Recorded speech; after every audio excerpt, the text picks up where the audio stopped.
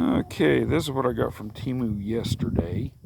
Um, I had the pole, one of the poles, got it a couple days ago, and I already broke the tip off of it because it got stuck out, and I tried to jam it down in, and I'll show you in a minute, and it just snapped right off.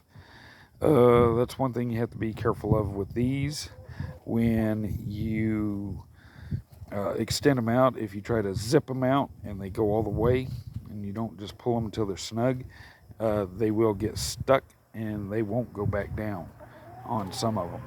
So anyway, I've had one of these type of poles back in the mid 90s, early 90s that we got out at the flea market, and it was awesome because you could put it in your vehicle and it didn't take up any room. Where if you take the two piece or more, you have all these pieces laying around and it just ain't cool. But anyway, the reels on these and the poles came out to under 20 bucks each on all of it. Uh, these two poles here were five something each, so I got two of them. The reel here, I can't remember, but I think is like $7 or $8, and this one was like $10, and same with this one, and this one over here was I think $7 or $8 too. This one here is pretty. They function all just like a regular reel does. They're okay. They're not top of the line. They're not great, but they work. And the reason I got these is if I have friends going fishing with me, or I'm out there and my pole breaks or something goes on to where I don't have one, I have a backup in the truck. They can sit there until I need them. I used to use spider wire fusion, which isn't braided, and it's very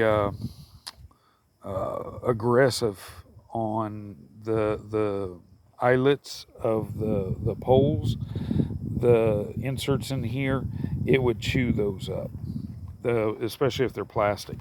If they're ceramic, they're not supposed to, but the poles I had, the Shakespeare's, it said they were ceramic eyelets.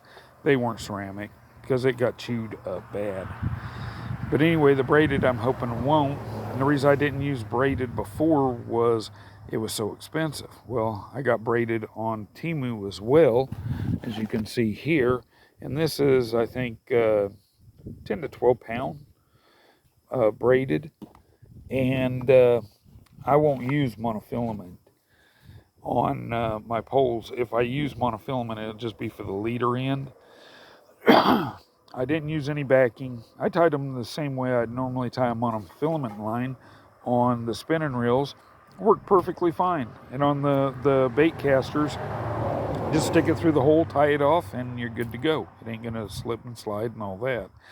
The one thing different about the braided in the fusion, the braided acts more closer to monofilament when you're tying than that fusion did. The fusion, you could tie as many knots as you wanted in it. You give it a good tug, and the knots would just come loose.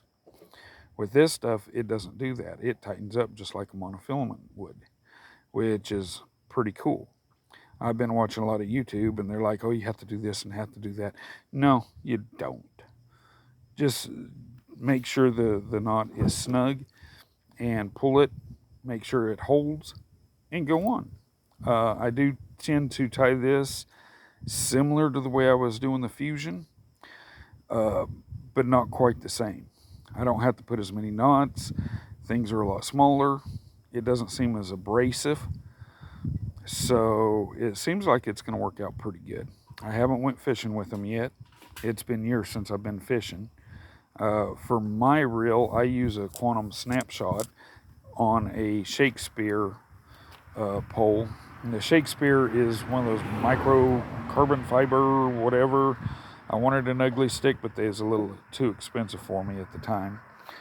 And yeah, so these are the poles, and therefore uh, just throwing in my truck and leaving. And I'll put a small tackle box in each truck and good to go. Then if I have friends who want to go fishing, they break the pole or lose the pole or whatever, it's only 10 bucks, 10 to 20 bucks. No big deal.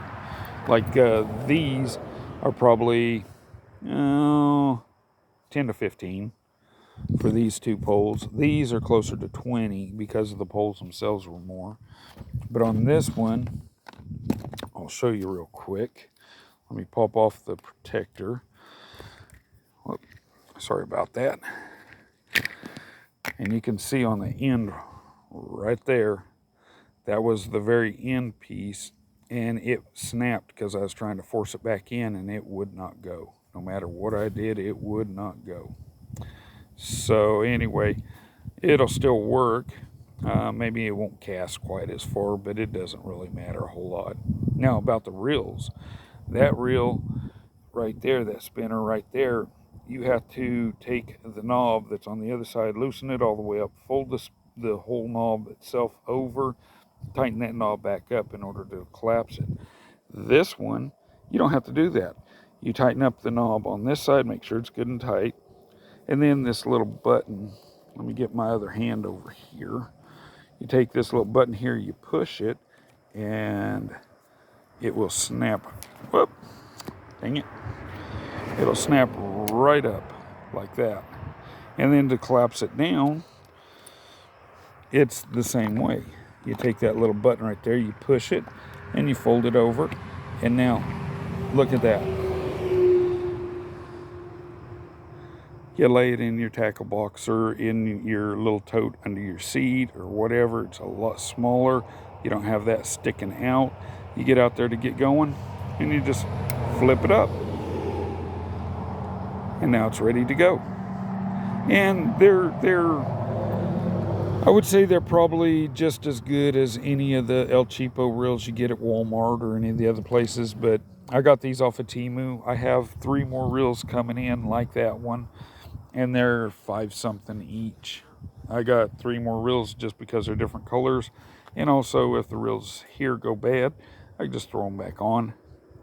$15, and you're good to go for 3 different reels. So now I haven't used a bait caster since the early 90s. I got one, and it was a right-handed. These are left-handed ones. And no matter what I did with it, and it was an expensive one, no matter what I did with it, it would bird's nest. And back then we didn't have YouTube to see how to fix that. So I don't even know what happened. I think I threw it away because it was worthless. You couldn't cast it. You might get 1 out of every 20 casts that didn't bird nest. And that's if you're real lucky. These, I was messing with them yesterday, even though they're the El Cheapos. I got less bird's nest with these and easier to get out bird's nest with these than I did with that one. And that was back in the 90s. So anyway, what I did do too, because this is braided line and they say you have to lubricate them, I took a can of WD-40 silicone and I sprayed on the line earlier this morning. That's why they're sitting on the plastic cases and stuff instead of just in the chair. So, anyways, so that's pretty much it for that one. I did get a fishing light, a green fishing light, and I thought it'd be a little bit bigger than what it is. But yeah, what I'm going to end up doing, and I've already tested it, is I have it right here. That's the green fishing light. Now, it's smaller than the reel. So, yeah, I need to test it and see if it's waterproof. It's supposed to be. But anyway, I did test it. And what I did was I took one of these that I got from Temu as well. And it has a switch on it as well and a fuse. And then I put it in a DeWalt. This is a generic DeWalt battery. I put it in and I plugged it into that. And yes, it does work. So if I go fishing, I can sit there on a dock, I can sit there in a boat, I can sit there on the bank, and I can put that out and have it hooked up to a DeWalt battery and use it. Now, I don't know how long it'll last, but I have 6 amp hour DeWalt batteries. They're not DeWalt batteries, they're Whitley.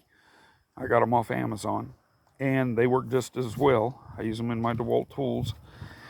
And also I use them to put on this type of a light, an LED light, and they seem to work pretty good. The light itself here, the back gets hot, but they work, and they work pretty good.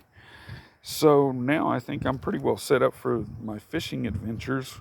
I just need to get a little bit more money, and then I'll get me my license again, and I'll take and go up to the lake sometime and do a little fishing. Um, I usually use only 10-pound line on my poles because I don't tend to catch big fish, and I don't specifically go after big fish. I've caught 4 or 5 pound bass, no big deal. Generally, it's trout around here, or crappie, or panfish, your bluegills and perches and that kind of stuff. But generally, it's trout.